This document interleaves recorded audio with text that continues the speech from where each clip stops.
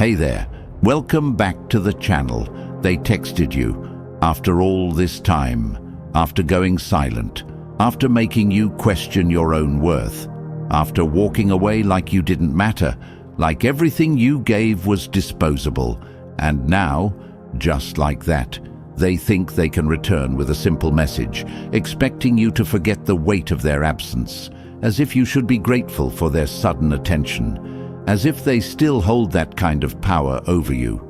But the truth is, they don't. Because something shifted in you while they were gone.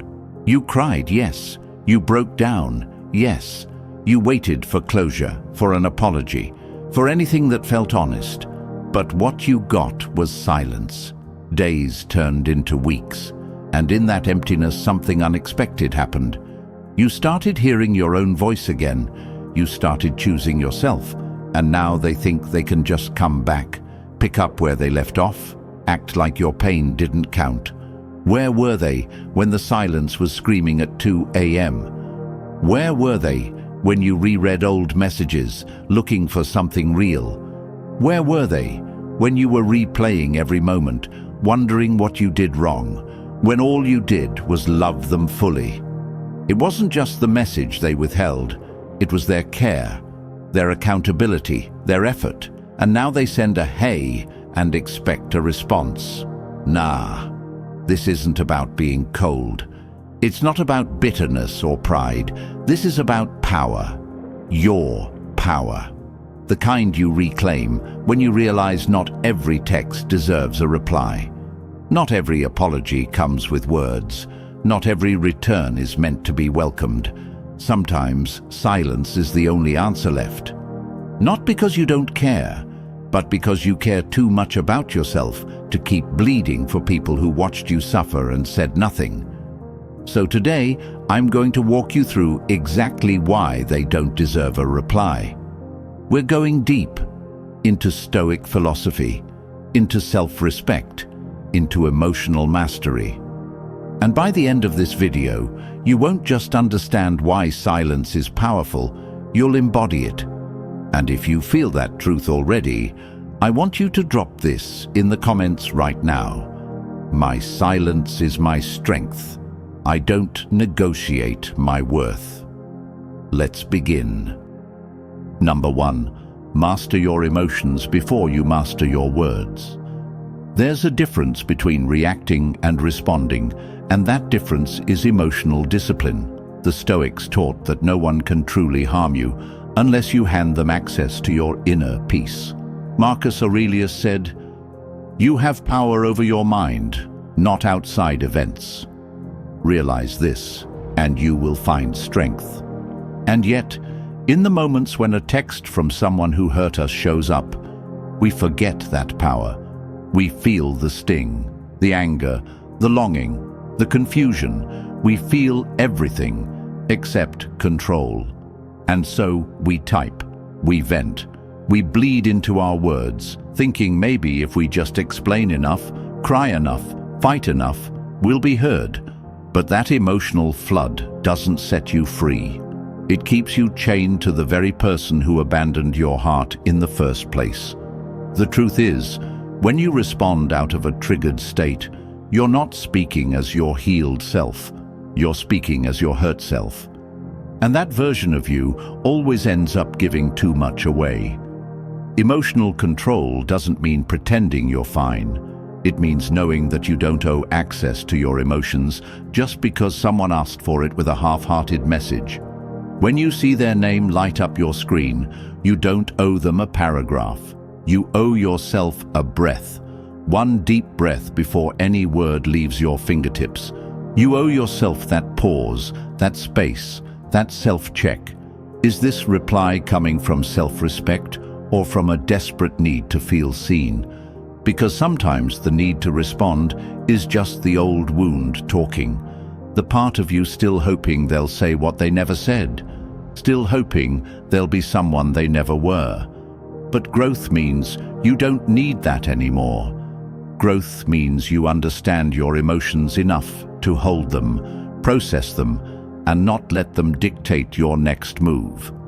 Mastering your emotions is about leading yourself out of the chaos and back into calm, without needing them to change. Imagine this: someone who once ghosted you now sends a casual, "Hey." That's not vulnerability, that's bait. And you don't bite, because you've risen above the drama. Your silence now isn't passive. It's purposeful. It's not cold. It's clear. And clarity is a language they can't manipulate. When you master your emotions, your energy becomes sacred. You don't chase explanations. You don't beg to be understood. You simply move with grace. You rise without noise. And that calm, that's your power. Drop this in the comments if you're claiming your peace today. I choose peace over chaos. I respond with wisdom, not emotion. Number 2, walk away with dignity. Don't stay to be disrespected. There's a moment in every journey of self-worth when you realize that staying quiet isn't weakness, it's wisdom, and walking away isn't giving up, it's growth. Epictetus once said, "Any person capable of angering you becomes your master. He can anger you only when you permit yourself to be disturbed by him." That truth hits hard when you've been in a cycle of reacting, explaining, defending, and waiting. For someone who repeatedly shows you they don't actually see you. And sometimes they come back, not with changed behavior, not with a real apology, but with just enough to pull you back in. A message, a memory, a half-hearted "miss you." But look deeper. It's not love they're offering, it's a test. They want to know if you still feel something, if they still matter, if they can still control how you feel with a single text. But you're not theirs to test. You're not a game. You're not a reaction waiting to happen. You are someone who's finally learned the cost of staying in places that don't value your soul. Dignity is choosing not to reply, not to be petty, not to perform, but to preserve. It's choosing peace over explanation, and the truth is, some people only respect what they can't access anymore. When you stop responding, stop chasing, stop entertaining their casual reappearances, something powerful shifts. You take back control of your narrative. You're no longer trying to rewrite the past. You're focused on protecting your future. And here's what they never expected: that your silence would speak louder than your words ever did. That your absence would hit harder than your presence ever could. You don't need to scream to be heard. You don't need a dramatic goodbye. You don't even need them to understand why you're done. Dignity doesn't demand understanding. It simply exits with grace. You've already explained yourself 100 times, in words, in tears, in chances. You don't owe them another sentence. You owe yourself peace. And sometimes peace looks like letting the message sit unread. Not because you don't care, but because you finally care enough about yourself to walk away. That is power. That is healing. That is dignity. Number 3, learn the power of the pause before reacting. There's something sacred about a pause. In a world where everything screams for urgency, reply now, defend yourself, say something. You become powerful the moment you choose not to. Seneca wrote, "The greatest remedy for anger is delay." But that wisdom stretches far beyond just anger. It touches the heart of heartbreak, the sting of betrayal, the moment your phone lights up with their name and every emotion you thought you buried comes rushing back. You feel your chest tighten. Your mind floods with memories, confusion, maybe even hope. For a second, it feels like your only option is to respond. But that's not power. That's programming. That's old pain pulling your strings. What if, instead of falling into the same cycle, you paused? Not to play a game, not to manipulate, but to protect your peace. because that pause might just save you from reopening a wound you already fought hard to close. It gives you space to separate what you feel in the moment from what you truly know deep down. You start to see the message for what it really is. Not always a gesture of care, but sometimes a reflex of guilt, an act of boredom, or a test to see if they still have access to your emotions. And once you realize that, you reclaim control. You stop reacting based on who you used to be, the version of you that needed their words, their validation, their presence. You begin responding based on who you're becoming. A pause reminds you that not every message deserves an answer. That silence doesn't mean weakness. It means self-trust. Because someone pressing send does not obligate you to sacrifice your growth, your peace, or your healing. They reached out. That's on them. But how you respond, or if you even respond at all, that's on you. And sometimes the most powerful thing you can do is nothing. Just breathe. Sit in the urge. Let it pass like a wave. Ask yourself honestly, what would the healed me do? Not the hurt me, not the lonely me, the healed one. And then you do that, even if it's uncomfortable, even if it's quiet, even if it leaves the message unanswered. Because in that pause, you become the version of yourself you've been fighting to become. That's what healing looks like. Not loud, but steady. Not reactive, but intentional. Number 4, your silence is a boundary. Respect it. There's a moment in healing when silence becomes more than a reaction. It becomes a decision, a boundary, a quiet wall between you and the chaos you refuse to invite back into your life. Stoicism doesn't just teach us how to stay calm, it teaches us how to stay disciplined.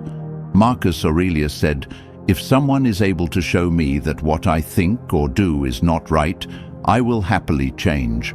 But if not, then I will keep to my course." That's what your silence is. It's you choosing your course. Not because you're stubborn, but because you finally understand what peace costs. And you're not willing to pay that price just to be temporarily acknowledged by someone who couldn't stay consistent when it mattered. Silence isn't passive, it's powerful. It's not the absence of care, it's the presence of self-respect. It says, I no longer argue with people who misunderstand me on purpose. I no longer entertain energy that confuses me more than it comforts me. But here's where the real discipline begins. It's not just about setting the boundary, it's about not breaking it. You don't break silence because they finally said something nice. You don't reply because you're bored or lonely or wondering if maybe this time will be different. You don't soften the standard just because the old version of you still misses the illusion. Because if you reply to people who didn't value your voice the first time, you're showing them they never had to. You're saying, I'll always be available even if you're not consistent. But you're not that person anymore. You're not negotiating with confusion. You're not opening the door just because someone knocked. Your silence is no longer about punishment. It's about preservation. If they cared deeply, they'd show up with effort, with change, with action, not a two-word message and a hope that you forgot how bad it hurt. Real accountability doesn't hide in vague texts, and real healing doesn't make exceptions for old patterns. So hold your silence like a shield. Let it be your message. Let it be your standard. Let it be your line in the sand. Because once you learn to respect your silence, others will be forced to respect it too. Number 5. Every reply is an investment. Choose wisely. Every time you respond to someone who once made you feel invisible, you're spending something. Not just seconds off the clock, but emotional currency, time, focus, self-respect. It all costs something. And yet so often we treat a simple "hey" like it's harmless. We respond out of habit, out of nostalgia, out of that old ache that still wonders if maybe this time will be different. But before you reply, ask yourself honestly, is this conversation worthy of my investment? The Stoics didn't just talk about money when they spoke of wealth. They talked about inner resources, peace, clarity, focus. Seneca, Epictetus, Marcus, they all understood that what you give your energy to, you give your life to. Marcus Aurelius wrote about guarding your mind against unnecessary disturbances. That includes the emotional cost of meaningless conversations. The same way you wouldn't spend money on something that doesn't serve you, you shouldn't spend your energy on someone who only reaches out when it's convenient for them. Think of all the energy you've already given away. Nights spent replaying conversations, moments wasted wondering what you did wrong, time poured into someone who couldn't even give you consistency. Was it ever returned? Was it ever appreciated? Or did it only leave you emptier? Now imagine taking all that energy and redirecting it. Not toward them, but back into yourself. What could you build? Who could you become? What kind of peace could you protect? The next time someone messages you after ignoring your existence, don't just look at the words they typed. Look at the pattern. Look at the history. Look at how it made you feel the last time you got pulled in. That "hey" could be the match that reignites a fire you already burned yourself trying to put out. Your attention is powerful. It validates, it uplifts, it empowers. So stop handing it to people who use it as a backup plan. Keep your standards high. Let your silence be the price of admission. If someone wants your energy now, make sure they've earned it, not just with charm, but with consistency and growth. You're not hard to reach. You're just no longer easy to manipulate. That's not pettiness, that's power. Be deliberate, be rare, be invested in yourself above all. Number 6, be so focused on your growth, you forget to react. There's a different kind of strength that doesn't show up in arguments, in long explanations, or in proving someone wrong. It shows up in silence, in the quiet confidence of someone so deeply rooted in their own healing, their own vision, their own becoming, that they simply don't flinch when the past tries to knock. Imagine that version of you. Someone from your past texts you, the one who hurt you, ignored you, overlooked your worth. But instead of feeling that old sting, your first thought is calm, not anger, not heartbreak, not the urge to explain, just indifference. That's not bitterness, that's freedom. Because when you stop reacting, you step out of their timeline. You stop reliving their cycles. You stop participating in their chaos. Reaction is what keeps you connected to stories that no longer serve you. Growth is what keeps you connected to the life you're building. The Stoics understood this better than anyone.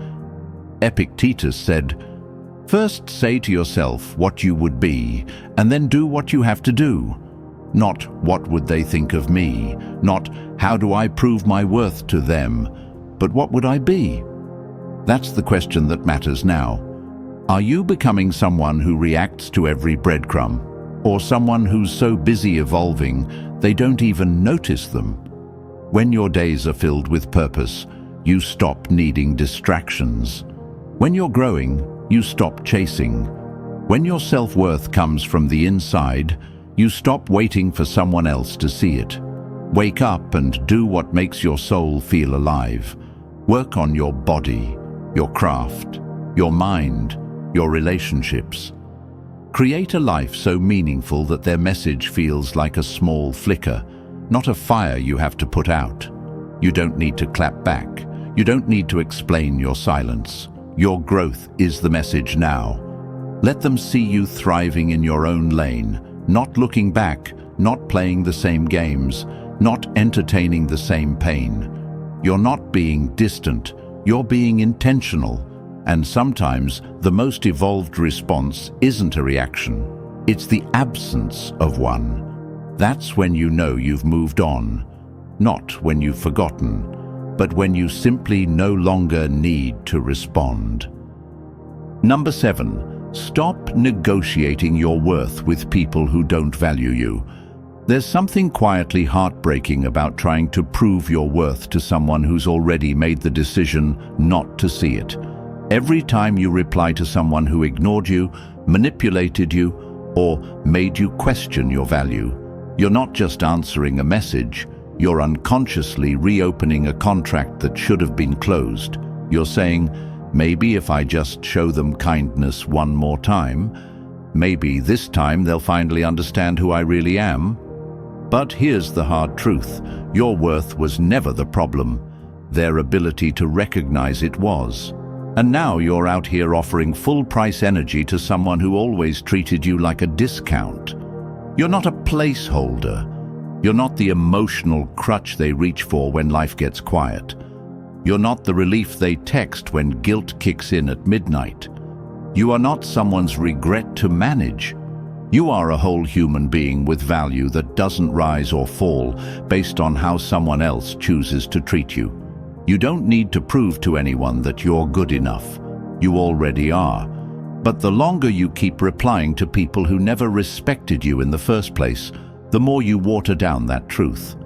The more you act like someone who needs to be picked, but you're not waiting to be picked anymore. You're picking yourself. You don't need their late apologies. You don't need their sudden interest. You don't need to hear, "I've been thinking about you," when they never thought about you when it mattered. Stop hoping they'll come back with the version of themselves they kept promising but never delivered. That fantasy isn't yours to hold anymore. That's not your burden to carry. You deserve real, intentional love, not temporary attention. You deserve presence, not pop-ins. And you deserve consistency, not confusion. Your peace matters more than their delayed realization. And your self-respect is more valuable than any closure they'll try to offer once they see you've moved on. Let them wonder.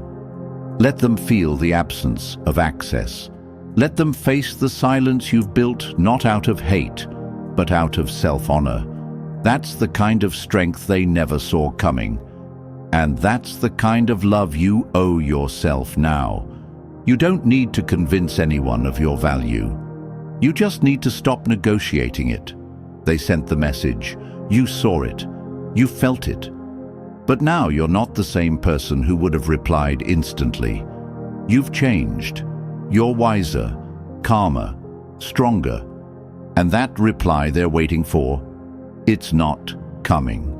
Because you've realized that silence isn't absence, it's presence. The presence of boundaries, of healing, of growth. You don't need to prove anything to anyone who didn't stay when it mattered. You don't need to be available to people who made you feel invisible. You don't owe anyone a reply when they never gave you the respect to begin with. This is your season of self-worth, of walking away, of choosing yourself. And the most powerful message you can ever send is no message at all. If this video gave you clarity, strength, or peace, subscribe to this channel. We go deeper into Stoicism, emotional mastery, and reclaiming your power every week. And drop one final affirmation in the comments to close this chapter. I reply to peace, not to pain. Until next time, protect your heart, guard your silence, and never forget. They don't deserve a reply. You deserve peace.